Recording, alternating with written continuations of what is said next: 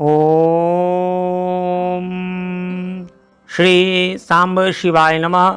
ओम श्री गणेशाय नमः। हे शिव भक्तों, आज हम लोग श्री शिव महापुराण में विद्वेश्वर संहिता का श्रवण करेंगे। अथ एकादशोध्याय। शिवलिंग की स्थापना, उसके लक्षण और पूजन की विधि का वर्णन तथा शिवपद की प्राप्ति कराने वाले सत्कर्मों का विवेचन। ऋषिगण बोले, हे सूत जी, शिवलिंग की स्थापना कैसे करनी चाहिए, उसका लक्षण क्या है तथा उसकी पूजा कैसे करनी चाहिए, किस देश काल में करनी चाहिए और किस द्रव्य के द्वारा उसका निर्माण होना चाहिए। सूत जी बोले, हे महर्षियों, मैं आप लोगों के लिए इस विषय का वर्णन करता हूँ, ध्यान देकर समझिए। अनुकूल एवं शुभ समय में किसी पवित्र तीर्थ में अथवा नदी आदि के तट पर अपनी रुचि के अनुसार ऐसी जगह शिवलिंग की स्थापना करनी चाहिए जहाँ नित्य पूजन हो सके।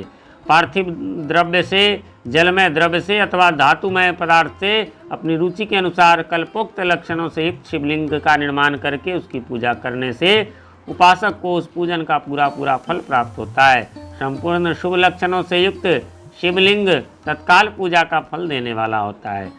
यदि चल प्रतिष्ठा करनी हो तो इसके लिए छोटा सा शिवलिंग, और यदि अचल प्रतिष्ठा करनी हो तो स्थूल शिवलिंग श्रेष्ठ माना जाता है। उत्तम लक्षणों से युक्त पीठ सहित शिवलिंग की स्थापना करनी चाहिए। शिवलिंग का पीठ मंडलाकार अर्थात गोल, चौकोर, त्रिकोण अथवा खटवांग के आकार का अर्थात ऊपर गोल और आगे लंबा होना चाहिए। ऐसा लिंग पीठ महान फल देने वाला होता है। पहले मिट्टी, प्रस्तर आदि से अथवा लोहे आदि से शिवलिंग का निर्माण करना चाहिए।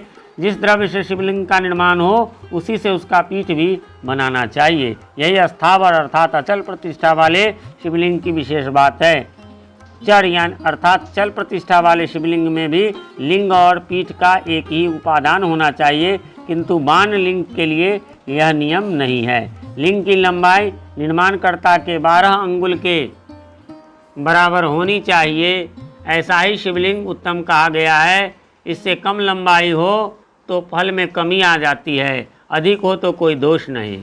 चढ़ लिंग में भी वैसा ही नियम है। उसकी लंबाई कम से कम कर्ता के अनुसार 1 अंगुल के बराबर होनी चाहिए। पहले शिवलिंग शिल्प शास्त्र के अनुसार एक विमान या देवालय बनवाएं जो देवगणों की मूर्तियों से अलंकृत हो। उसका गर्भगृह बहुत ही सुंदर, सुदृढ़ और दर्पण के समान स्वच्छ हो। उसे 9 प्रकार के रत्नों से विभूषित किया गया हो। उसमें पूर्व और पश्चिम दिशा में 2 मुख्य द्वार हों। जहाँ शिवलिंग की स्थापना करनी हो उस स्थान के गर्त में नीलम, लाल रत्न, वैदुर्य, श्याम रत्न, मरकत, मोती, मूंगा, गोमेद और हीरा, इन 9 रत्नों तथा अन्य महत्वपूर्ण द्रव्यों को वैदिक मंत्रों के साथ छोड़े। सद्योजात आदि 5 वैदिक मंत्रों द्वारा शिवलिंग का 5 स्थानों में क्रमशः पूजन करके अग्नि में भविष्य की अनेक आहुतियाँ दें और परिवार सहित मेरी पूजा करके गुरु स्वरूप आचार्य को धन तथा भाई बंधुओं को अभिलषित वस्तुओं से संतुष्ट करें। याचकों को जड़ अर्थात सुवर्ण, गृह एवं भूत संपत्ति तथा चेतन अर्थात गौ आदि वैभव दान करें। स्थावर जंगम सभी जीवों को यत्नपूर्वक संतुष्ट करके एक गड्ढे में सुवर्ण तथा 9 प्रकार के रत्न भरकर सद्योजातादि वैदिक मंत्रों का उच्चारण करके परम कल्याणकारी महादेव जी का ध्यान करें।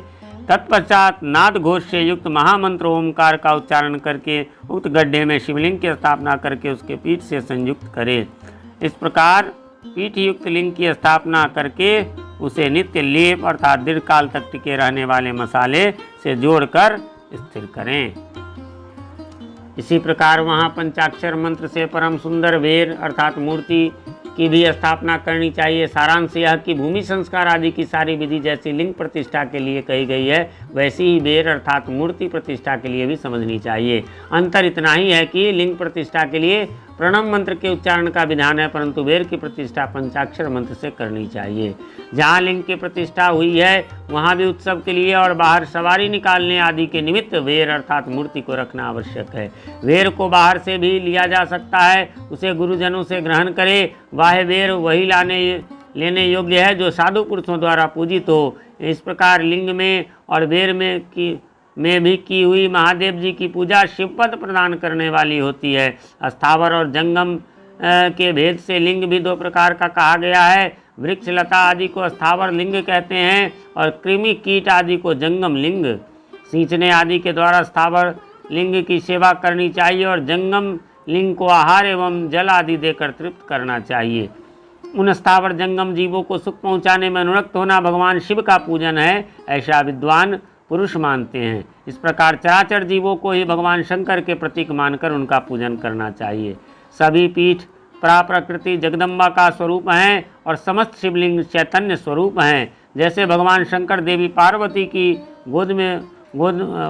को गोद में बिठाकर विराजते हैं, उसी प्रकार यह शिवलिंग सदा पीठ के साथ ही विराजमान होता है। इस तरह महालिंग की स्थापना करके विविध उपचारों द्वारा उसका पूजन करें। अपनी शक्ति के अनुसार नित्य पूजा करनी चाहिए तथा देवालय के पास ध्वजारोपण आदि करना चाहिए। इस प्रकार साक्षात शिव का पद प्राप्त करने वाले लिंग की स्थापना करें अथवा चर लिंग में षोडशोपचारों द्वारा यथोचित रीति से क्रमशः पूजन करें। यह पूजन भी शिव पद प्रदान करने वाला है। आवाहन, आसन, अर्घ्य, पाद्यांग, आचमन, अभ्यंग पूर्वक स्नान, वस्त्र, गंध, पुष्प, धूप, दीप, नैवेद्य, तांबुल, समर्पण, नीराजन, नमस्कार और विसर्जन, ये 16 उपचार हैं। अथवा अर्घ से लेकर नैवेद्य तक विधिवत पूजन करें। अभिषेक, नैवेद्य, नमस्कार और तर्पण ये सब यथाशक्ति नित्य करें। इस तरह किया हुआ शिव का पूजन शिवपद की प्राप्ति कराने वाला होता है।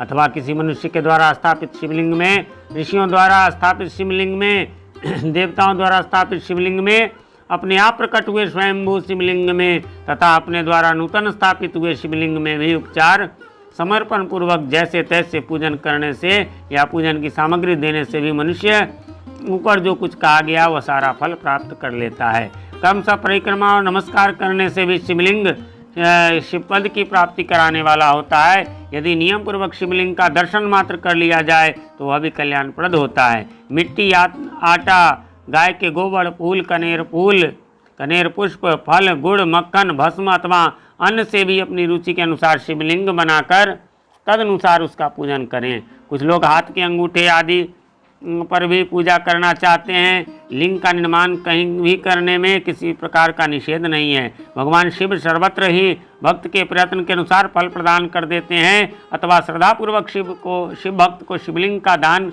या लिंग के मूल्य का दान करने से भी शिवलोक की प्राप्ति होती है। अथवा प्रतिदिन 10,000 प्रणव मंत्र का जप करें अथवा दोनों संध्याओं के समय 1,000 प्रणव का जप किया करें। यह क्रम भी शिवपद की प्राप्ति कराने वाला है, ऐसा जानना चाहिए। जप काल में मकारांत प्रणव का उच्चारण मन की शुद्धि करने वाला होता है। समाधि में मानसिक जप का विधान है तथा अन्य सब समय उपांशु जप ही करना चाहिए। उपांशु का अर्थ है मंत्राक्षरों का इतने धीमे स्वर में उच्चारण करें कि कोई उसे दूसरा कोई न सुन सके, ऐसे जप को उपांशु कहते हैं। तो यहाँ वही लिखा हुआ है कि अन्य सब समय उपांशु जप ही करना चाहिए। नाद और बिंदु से युक्त ओंकार के उच्चारण को विद्वान पुरुष समान प्रणव कहते हैं। यदि प्रतिदिन आदरपूर्वक 10,000 पंचाक्षर मंत्र का जप किया जाए अथवा दोनों संध्याओं के समय 1,000 का ही जप किया जाए तो उसे शिवपद की प्राप्ति कराने वाला समझना चाहिए। ब्राह्मणों के लिए आदि में प्रणव से युक्त पंचाक्षर मंत्र अच्छा बताया गया है। फल की प्राप्ति के लिए दीक्षा पूर्वक गुरु से मंत्र ग्रहण करना चाहिए। कलश से किया हुआ स्नान, मंत्र की दीक्षा, मातृकाओं का न्यास, सत्य से पवित्र अंतःकरण वाला ब्राह्मण तथा ज्ञानी गुरु, इन सब को उत्तम माना गया है। द्विजों के लिए नमः शिवाय के उच्चारण का विधान है। द्विजेतरों के लिए अंत में नमः पद के प्रयोग की विधि है, अर्थात वे शिवाय नमः इस मंत्र का उच्चारण करें। स्त्रियों के लिए स्त्रियों के लिए भी कहीं कहीं विधि पूर्वक अंत में नमः जोड़कर उच्चारण का ही विधान है। अर्थात कोई कोई ऋषि ब्राह्मण की स्त्रियों के लिए नमः पूर्वक शिवाय के जप की अनुमति देते हैं, अर्थात वे नमः शिवाय का जप करें।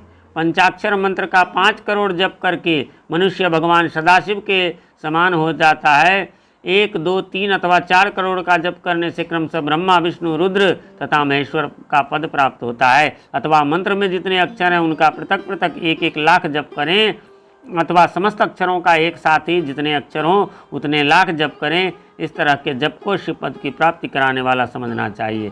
यदि 1000 दिनों में प्रतिदिन 1 सहस्त्र जप के क्रम से पंचाक्षर मंत्र का 10 लाख जप पूरा कर लिया जाए और प्रतिदिन ब्राह्मण भोजन कराया जाए तो उस मंत्र से अभिष्ट कार्य की सिद्धि होती है।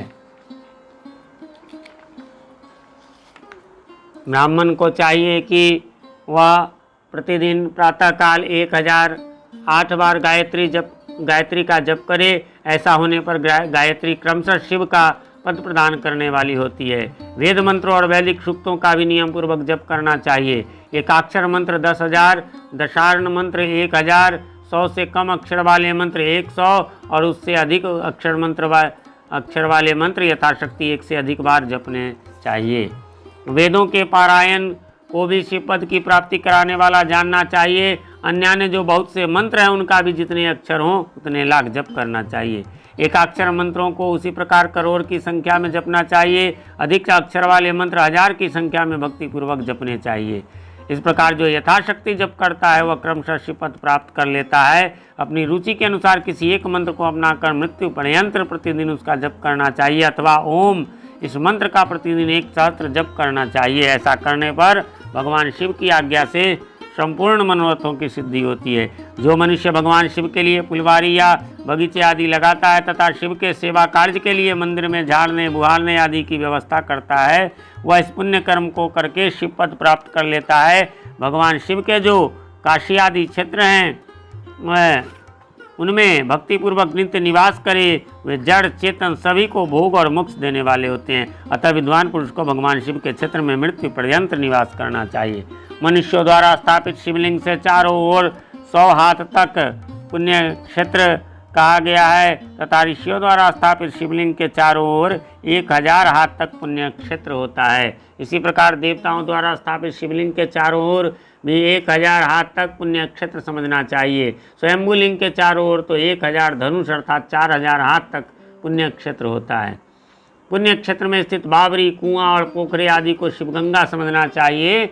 भगवान शिव का ऐसा ही वचन है। वहाँ स्नान दान और जप करके मनुष्य भगवान शिव को प्राप्त कर लेता है। अतः मृत्यु पर्यंत शिव के क्षेत्र का आश्रय लेकर रहना चाहिए। जो शिव के क्षेत्र में अपने किसी मृत संबंधी का दाह दशा मासिक श्राद्ध सपिंडीकरण अथवा वार्षिक श्राद्ध करता है अथवा कभी भी शिव के क्षेत्र में अपने पितरों को पिंड देता है वह तत्काल सब पापों से मुक्त हो जाता है और अंत में शिव पद पाता है। अथवा शिव के क्षेत्र में 7, 5, 3 या एक ही रात निवास कर ले। ऐसा करने से भी क्रमशः शिव पद की प्राप्ति होती है। लोकों में अपने अपने वर्ण के अनुसार सदाचार पालन करने से भी मनुष्य शिव पद को प्राप्त कर लेता है। वर्णानुकूल आचरण से तथा भक्तिभाव से वह अपने सत्कर्म का अतिशय फल पाता है। कामना पूर्वक किए हुए अपने कर्म के अभिष्ट फल को शीघ्र ही पा लेता है। निष्काम भाव से किया हुआ सारा कर्म साक्षात शिव पद की प्राप्ति कराने वाला होता है। दिन के 3 विभाग होते हैं, प्रातः, मध्याह्न और सायं। इन तीनों में क्रमशः एक एक प्रकार के कर्म का संपादन किया जाता है। प्रातः काल को शास्त्र विहित नित्य कर्म के अनुष्ठान का समय जानना चाहिए। मध्याह्न काल सकाम कर्म के लिए उपयोगी है तथा सायंकाल शांति कर्म के लिए उपयुक्त है, ऐसा जानना चाहिए। इसी प्रकार रात्रि में भी समय का विभाजन किया गया है। रात के 4 प्रहरों में से जो बीच के 2 प्रहर हैं उसे निश्चित काल कहा गया है। विशेषतः उस काल में की हुई भगवान शिव की पूजा अभिष्ट फल देने वाली होती है। ऐसा जानकर कर्म करने वाला मनुष्य यथोक्त फल का भागी होता है। विशेषतः कलयुग में कर्म से ही फल की सिद्धि होती है। अपने अपने अधिकार के अनुसार ऊपर कहे गए किसी भी कर्म के द्वारा शिवाराधना करने वाला पुरुष यदि सदाचारी है और पाप से डरता है तो वह उन कर्मों का पूरा फल अवश्य प्राप्त कर लेता है। ऋषिगण बोले, हे सूत जी, अब आप हमें पुण्य क्षेत्र बताइए जिनका आश्रय लेकर सभी स्त्री पुरुष शिव पद प्राप्त कर लें। हे सूत जी, हे योगी वरों में श्रेष्ठ शिव क्षेत्रों तथा शैवागमों अर्थात शिव विषयक शास्त्रों का भी वर्णन कीजिए। सूत जी बोले, हे ऋषियों, सभी क्षेत्रों और आगमों का वर्णन श्रद्धापूर्वक सुनिए। इस प्रकार शिव महापुराण के अंतर्गत प्रथम विद्येश्वर संहिता में शिवलिंग की पूजा आदि का वर्णन नामक 11वां अध्याय पूरा हुआ।